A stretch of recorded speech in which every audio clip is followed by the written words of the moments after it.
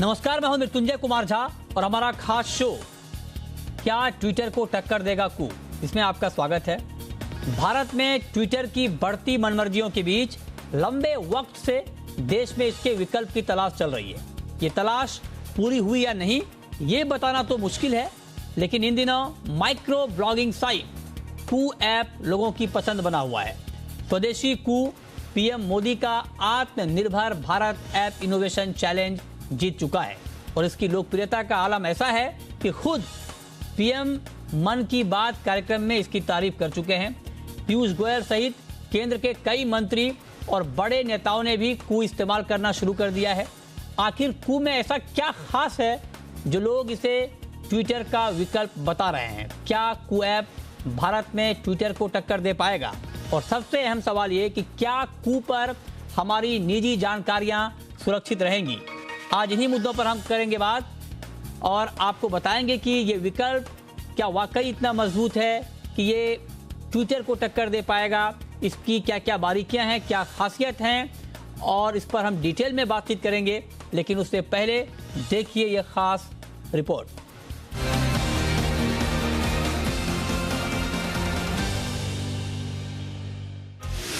Micro blogging में भारत बना आत्मनिर्भर, स्वदेशी कू दे रहा है ट्विटर को टक्कर। कू बना रेल मंत्री सहित कई नेताओं की पसंद, जीत भी चुका है पीएम का ऐप इनोवेशन चैलेंज। कू ऐप आजकल हर जगह इसकी चर्चा है। भारत में तो इसे ट्विटर का विकल्प तक बताया जा रहा है। देश में कू का जलवा इतना हो गया है कि कई बड़ी हस्तियां और सेलेब्स इस ऐप को ज्वाइन कर चुके हैं।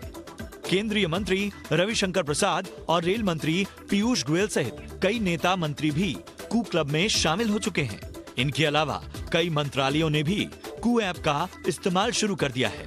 आखिर कू में ऐसा क्या है खास जो मेड इन इंडिया ट्विटर बताया जा रहा है? दरअसल कू एक माइक्रो ब्लॉगिंग साइट है जिसमें ट्विटर की तरह सारी खूबियां मौजूद हैं। ये हिंदी, अंग्रेजी सहित 8 भारतीय भाषाओं को सपोर्ट करता है। यूजर कू ऐप से मैसेज पोस्ट करने के साथ साथ तस्वीरें और वीडियो अटैच भी कर सकते हैं। इसके अलावा आप दूसरों के पोस्ट पर कमेंट करने के साथ उसे फॉलो भी कर सकते हैं। कू में शब्दों की सीमा 350 है और इसका इंटरफेस काफी कुछ ट्विटर जैसा ही है। कू को ऐप और वेबसाइट दोनों तरीके से इस्तेमाल किया जा सकता है। कू ऐप प्रधानमंत्री नरेंद्र मोदी का आत्मनिर्भर भारत ऐप इनोवेशन चैलेंज जीत चुका है और इसे अब तक 10 लाख से ज्यादा लोग डाउनलोड कर चुके हैं। भारत में कू को पसंद किए जाने के पीछे का एक बड़ा कारण भारतीय भाषाओं में अपने विचार प्रकट करने की आजादी भी है। इसके अलावा सोशल मीडिया एक्सपर्ट्स ट्विटर और भारत सरकार के बीच टकराव को भी इसका बड़ा कारण मान रहे हैं। एक्सपर्ट्स का कहना है कि आने वाले वक्त में कू भारतीयों की आवाज दुनिया भर में और मजबूत करेगा। एक्सपर्ट्स कू को बेहद वैल्यूएबल और पावरफुल प्लेटफॉर्म बता रहे हैं। कू 100% मेड इन इंडिया ऐप है। ऐसे में माना जा रहा है कि कू पर यूजर्स की निजी जानकारियां देश में बने सर्वर पर ही सुरक्षित रहेंगी। कू को अप्रमेय राधाकृष्ण और मयंक बिदवत्का ने मिलकर तैयार किया है और इसने महज 10 महीने में ही $41 लाख यानी करीब 30 करोड़ रुपए का फंड जुटा लिया है। ब्यूरो रिपोर्ट, जी मीडिया। तो आज इसी पर चर्चा करेंगे और चर्चा के लिए हमारे साथ 2 खास मेहमान हैं।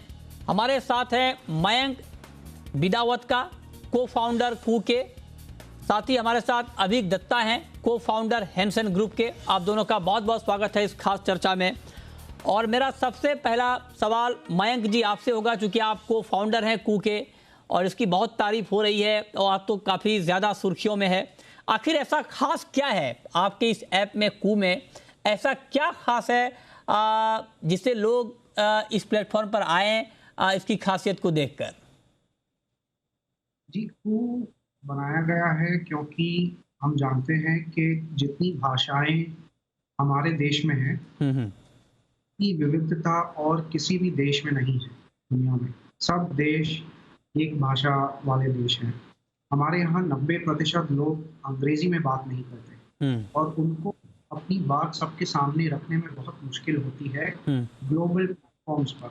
इसलिए हम ऐसा कुछ बनाना चाहते थे कि उनके लिए बहुत आसान कर दें कि वो अपनी बात किसी के सामने भी रख सकें और अपने जैसे लोगों को पाकर उनके साथ कनेक्ट कर सकें।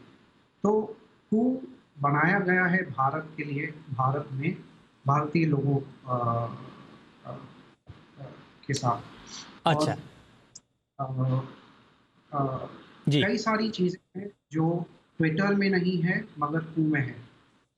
यहाँ पे आप भाषा सेलेक्ट करके आप जा सकते हैं और सभी कुछ उसी भाषा में रहेगा। आप अपनी भाषा में कीबोर्ड इस्तेमाल कर सकते हैं, कीबोर्ड इनबिल्ट है।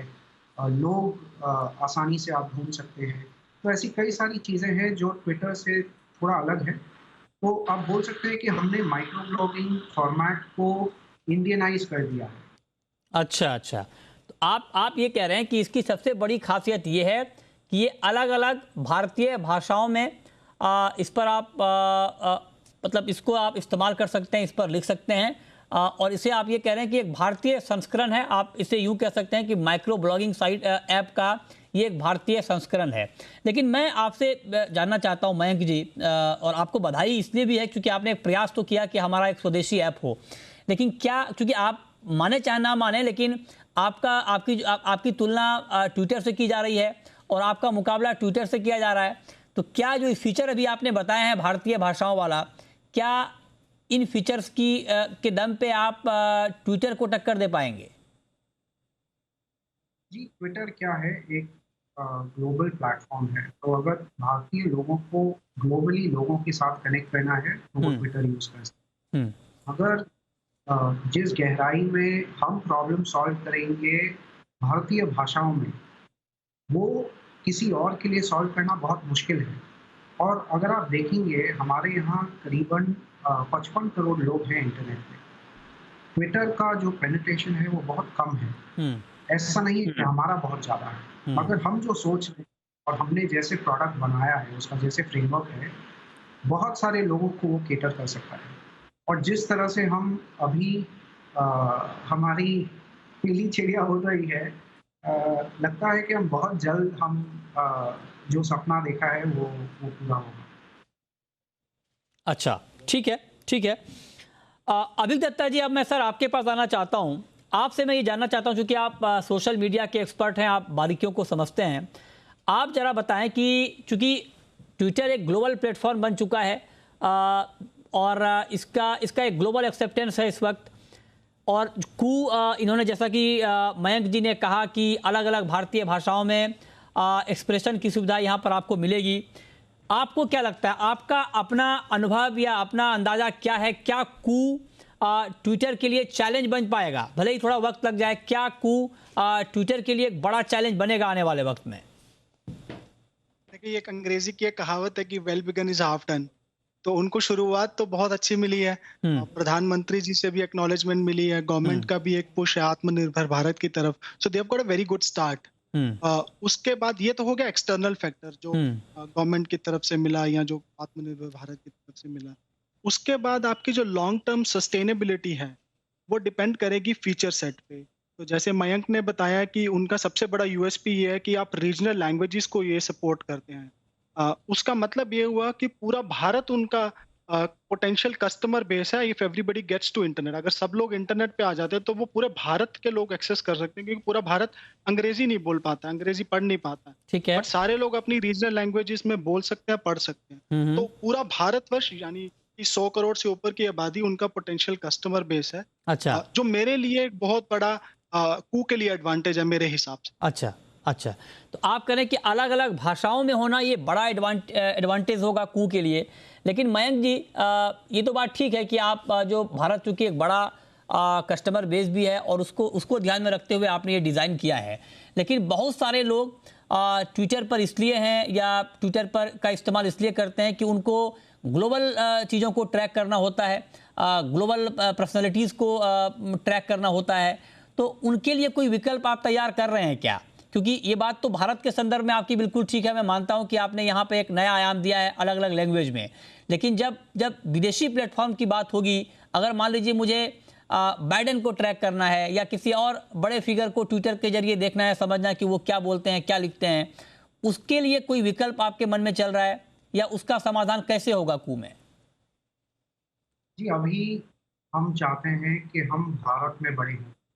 हमारी आबादी इतनी है कि हम अगर फूड को यहीं के लोगों के पास बड़ी तरीके से ले जाएँ, हम्म। हम बहुत बड़ा सोशल मीडिया प्लेटफ़ॉर्म यहाँ खड़ा कर सकते हैं। तो पहले वो करना चाहते हैं। आप देखेंगे कई सारी कंपनियाँ भारत में आती हैं क्योंकि यहाँ की मार्केट इतनी बड़ी है। कई लोग जो भारतीयों तक पहुँचना चाहते हैं, वो ज़रूर ऊपर आएँगे।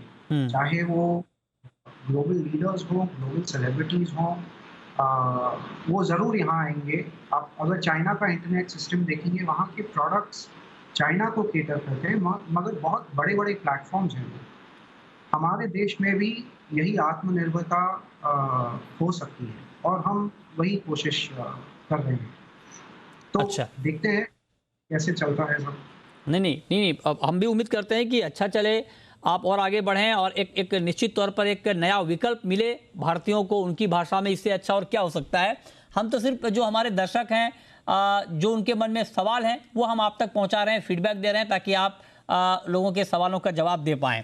एक चीज़ मैं आपसे अभिक दत्ता जी ये जानना चाहता हूँ कि सोशल मीडिया के लिए कहा जाता है कि जो उसका सक्सेस है ग्लोबल रीच पे भी डिपेंड करता है कि ग्लोबल रीच आपकी कितनी है। हालांकि इसका जवाब मयंक जी ने दे दिया है। पिछले दिनों हाइक जैसा जो प्लेटफॉर्म था, जो व्हाट्सएप के विकल्प के तौर पे लाया गया था, वो नहीं चल पाया, बंद हो गया। मैं आपसे जानना चाहता हूं कि आप क्या सुझाव देना चाहेंगे मयंक जी को कि इसको मॉडिफाई करें, ताकि धीरे धीरे हम ग्लोबल रीच की तरफ भी बढ़ पाएं और वो एक्सेप्टेंस भी हम हासिल कर पाएं। देखिए, 2 चीज़ हैं। एक तो ये है कि आपने कहा कि ट्विटर को रिप्लेस करना या ट्विटर का विकल्प बनना है। हम्म। मुझे ऐसा लगता है कि भारत की मार्केट इतनी बड़ी है हम्म। कि हमें शायद ट्विटर को रिप्लेस करने की ज़रूरत नहीं पड़े। बहुत सी ऐप्स कोएग्ज़िस्ट कर सकती हैं और अच्छा। Still be bigger brand.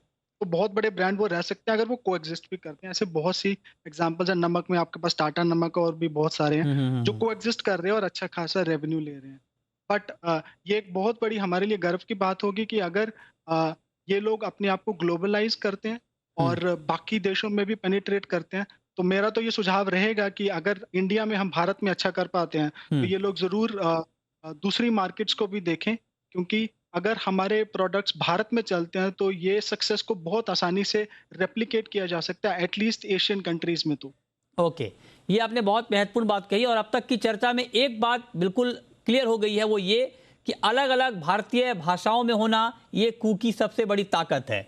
अब मेरा एक महत्वपूर्ण सवाल मयंक जी आपसे ये कि अगर फ्यूचर की हम बात करें, एक तो आपने बता दिया कि अलग अलग लैंग्वेजेज में ये अवेलेबल है भारतीय भाषाओं में।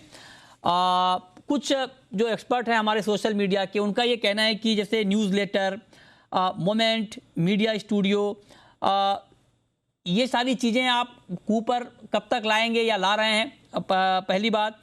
और दूसरी बात कि जो फिल्टर की फैसिलिटी ट्विटर पे अवेलेबल है, क्या उसको भी आप कंसीडर कर रहे हैं लाने का? जी, ट्विटर करीबन 15 साल पुरानी हम्म। और कू करीबन 9 से 10 महीने पुरानी। हम्म। जितना एम्प्लॉई स्ट्रेंथ है, जितना उनके रिसोर्सेज हैं, उनके 1% से कम लोग हैं हम। और जो भी अभी तक किया है वो इन्हीं लोगों के साथ एक बहुत छोटी सी टीम के साथ बनाया गया है। तो फ्यूचर में बहुत सारे फीचर्स आएंगे। हम जितना तेज़ी से दौड़ रहे हैं, मुझे लगता नहीं है और किसी ने इतनी तेज़ी से ऐसे ऐप्स बनाए हैं। हम आज आपको फीचर्स देते हैं जहां पे आप लिख सकते हैं, आप अपना ऑडियो रिकॉर्ड कर सकते हैं, आप वीडियो रिकॉर्ड कर सकते हैं, आप अटैचमेंट्स कर सकते हैं, फिल्टर्स आएंगे, कू स्टॉर्म्स आएंगे। तो ऐसे कई सारे फीचर्स आएंगे जो हमारे देश के लोगों को बहुत पसंद आएंगे, जो उनको और कहाँ नहीं मिलता है। तो आप कह रहे हैं कि बहुत सारे फीचर लाने पर काम चल रहा है। हमारे साथ दोनों खास मेहमान बने हुए हैं। अब अभिक दत्ता जी, मैं आपसे जानना चाहता हूं सर, क्योंकि सोशल मीडिया की बारीकियों को आप बखूबी समझते हैं, क्या कू का प्लेटफॉर्म, क्योंकि बहुत सारे लोग ये सवाल पूछ रहे हैं कि क्या कू पर आएँ, कू पर आना कितना सिक्योर है, उन लोगों के लिए आप क्या कहेंगे? क्या कू का प्लेटफॉर्म सुरक्षा की दृष्टि से सिक्योरिटी की दृष्टि से बिल्कुल ठीक है, परफेक्ट है, कोई दिक्कत नहीं है? क्योंकि बहुत सारे लोग ये कह रहे हैं कि मोबाइल नंबर मांगा जा रहा है, तो उसको लेकर थोड़ी झिझक हो रही है, क्या कहेंगे आप? देखिए, जहाँ तक मैंने कू की वेबसाइट को देखा है और इनकी इन्फॉर्मेशन को देखा है, ये पढ़ा है कि कू आईएसओ 27001 की गाइडलाइंस को फॉलो कर रहा है, जिसका मतलब ये हुआ कि हमारा डेटा जो है उनके साथ सिक्योर रहेगा। बट ऐसी भी वहाँ पे लैंग्वेज मुझे दिखी है कि अगर आपका अगर कू कुछ क्लाउड प्रोवाइडर्स को यूज़ कर रहा है, तो अगर उनके क्लाउड प्रोवाइडर्स के साथ कोई डिज़ास्टर हो जाता है, तो उस केस में कू शायद अकाउंटेबिलिटी नहीं लेगा आपके डेटा की। ये मेरे लिए ये मेरे लिए और बहुत से लोगों के लिए आई थिंक एक कंसर्न होगा, और शायद मयंक उस पे कुछ क्लैरिफिकेशन दे पाएँ जी। कि क्या कू हमारी एक्टिविटी को ट्रैक करेगा? क्या कू हमारे डेटा के हिसाब से हमें कुछ एडवर्टाइज़मेंट दिखाएगा जो बाकी सोशल मीडिया प्लेटफ़ॉर्म करते हैं? बहुत से लोग इस चीज़ों को लेके बड़ी गंभीरता से सोचते हैं, तो अगर मयंक उस पे कुछ लाइट थ्रो कर सके तो मुझे लगता है कि कुछ डाउट्स क्लियर हो जाएँगे। बट जहाँ तक मैंने देखा है, कू आईएसओ 27001 की गाइडलाइंस को फॉलो करता है, जो कि बहुत स्ट्रॉन्ग है। तो एज़ अ व्यूअर और एज़ अ यूज़र हमें ज़्यादा परेशानी करने की ज़रूरत नहीं है। हाँ, ये बहुत महत्वपूर्ण बात आपने कही, लेकिन इस पर मयंक जी आप अगर कुछ और क्लैरिटी दे पाएँ सिक्योरिटी को लेकर के, क्योंकि मोबाइल नंबर के ज़रिए कू को हम डाउनलोड कर पाते हैं, तो क्या उसका इस्तेमाल, जो बात यहाँ पर अभीक ने कही कि क्या उस नंबर का इस्तेमाल आपको कोई ऐड दिखाने में या किसी और तौर पे हो सकता है क्या? या उसको आपने सिक्योर रखा है? हाँ, मैं आपको समझा सकता हूँ कि हमने मोबाइल नंबर क्यों रखा। जैसे कि मैंने पहले बोला कि हमने क्यों बनाया है ये पूरी देश की जनता के लिए। अगर आप किधर जाकर किसी गाँव में किसी को पूछें कि क्या उनके पास फ़ोन नंबर है या ईमेल आईडी है, तो बोलेगा ईमेल आईडी नहीं है। इसीलिए हमने ज़्यादातर लोगों को इसमें भाग लेने के लिए हमने सोचा मोबाइल नंबर ही रखना चाहिए। हमारे पास अभी ईमेल आईडी से भी आप अकाउंट बना सकते हैं, और वहाँ पासवर्ड की जगह हमने ओटीपी का सिस्टम यूज़ किया है, क्योंकि ये हर एक बार इस्तेमाल करने के बाद एक्सपायर हो जाता है।